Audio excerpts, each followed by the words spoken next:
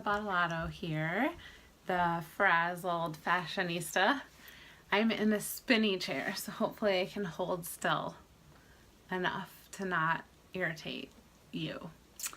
So, really quick, I am going to share with you 5 things I wish I had known when I onboarded as a LuLaRoe consultant about a year ago.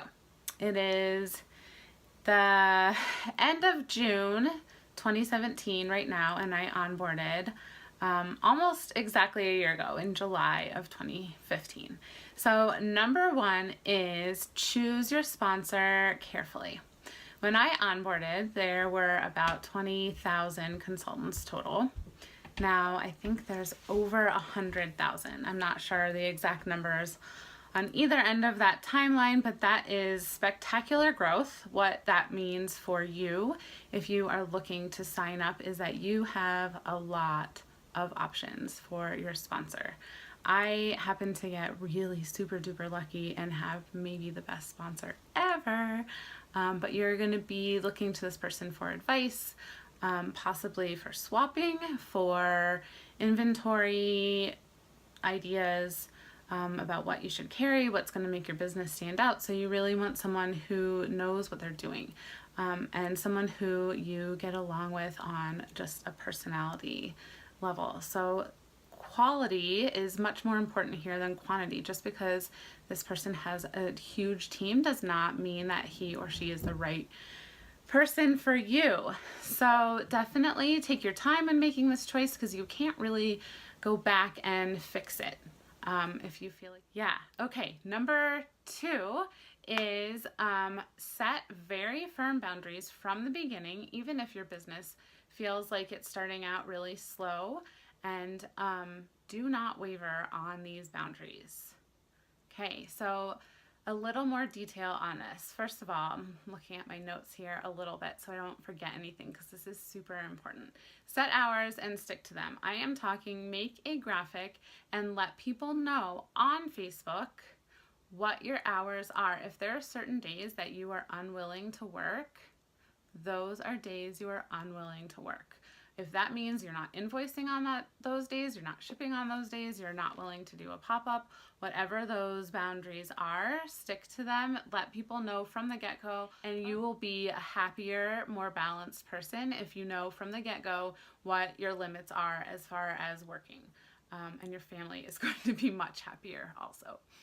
Another one is set some limits around phone time and social media time.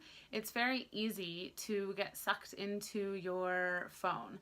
Your customers don't realize that maybe they're sending you a quick PM to ask you if something is plum or eggplant, and you love this woman, she's awesome, and you want to answer her right then and there, but this may be the 7th PM that you've gotten in the course of a day, and so if you're answering everyone right then and there, you are glued to your phone. And so set boundaries with yourself. Let your husband, your wife, your significant other, your kids, whoever is important to you and around you enough to keep you accountable, let them know what these boundaries are and to really hold you accountable, because you can get sucked in and addicted to your phone, and it's hard to shut it down. And you find yourself laying in bed at night thinking, oh, I just want to answer her really quick, but then answering her means you need to run downstairs and check on something. And then you realize when you get down there that you haven't unloaded from a pop-up, and so you have to dig through bins or what have you. So set those limits and be true to them for your own sanity down the line. Even if you're running on adrenaline and you're excited and happy to do it in the beginning, you're setting that up for your customers to expect that out of you, and you'll burn out on it really quick. There's also some programs, some platforms that will post to social media for you. One of them that I'm really familiar with and really like is called CinchShare. I know there's Hootsuite and several others. So they're well worth the investment to schedule out your social media posting for you, so that you're not leaving your Facebook VIP group feeling like you've abandoned them, but you can still do things outside of LuLaRoe and feel like you have a life. Okay, number 3 is to set very clear goals in the beginning. These goals will probably change over time, but I think that it's really important that you know what your own personal goals are. They're going to look different for everyone. And LuLaRoe puts a big emphasis on cruise qualifying and people who work their LuLaRoe business full time. And if that's not you, there are going to be many, many days where you feel like you are a failure because you are not cruise qualifying. I never intended to cruise qualify personally. I got very close a couple of months. I was maybe $1,000 shy, but I was working my butt off. So, if you set goals for what are my family's financial needs, what kind of money do I want to be making, and what kind of money do I want to be investing back into my business, and stick to those. Don't get caught up in the FOMO, the fear of missing out when capsules are launched, or, oh, I have to get it, and that is what is going to drive you into debt. I know LuLaRoe actually doesn't let people put things on credit cards currently, so that can help with that FOMO, because if you don't have the cash, then you just can't purchase it. But if you have financial goals, if you're doing this to make money for your family, make sure that you're doing that first, that you're paying yourself first before you're putting money back into new inventory. Make sure that you set a why you're doing this, and come back to it about once a month. If what you're doing, if your situation, however you're working your business, whether you're doing pop-ups outside of your home, if you're doing most of your business online, make sure that you are serving your own why. And if you're not, change up your business. If you plan on this being a part-time job, then it should be a part-time job. And then also I wrote down for you to decide if you are primarily going to be doing in-home pop-ups, in-person events, or online. And the reason I wrote that down is because online LuLaRoe looks very different than it did a year ago, and certainly very different than it did 2 years ago. Which is not to say that there isn't a good market for selling LuLaRoe online, but there are 5 times as many consultants now as there were a year ago. So people have that many more options, that many more outlets to shop from.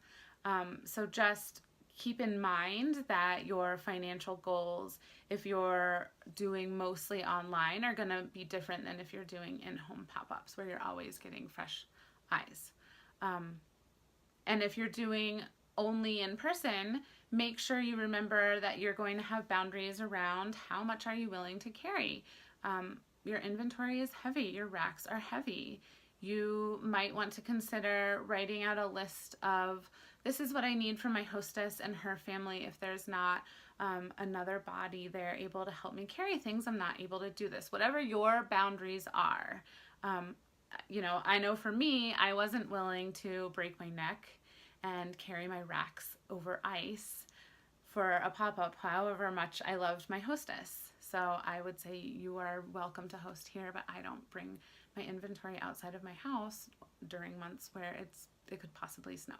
So those boundaries, I suggest you make really, really clear, and also your goals. Like, why are you doing this?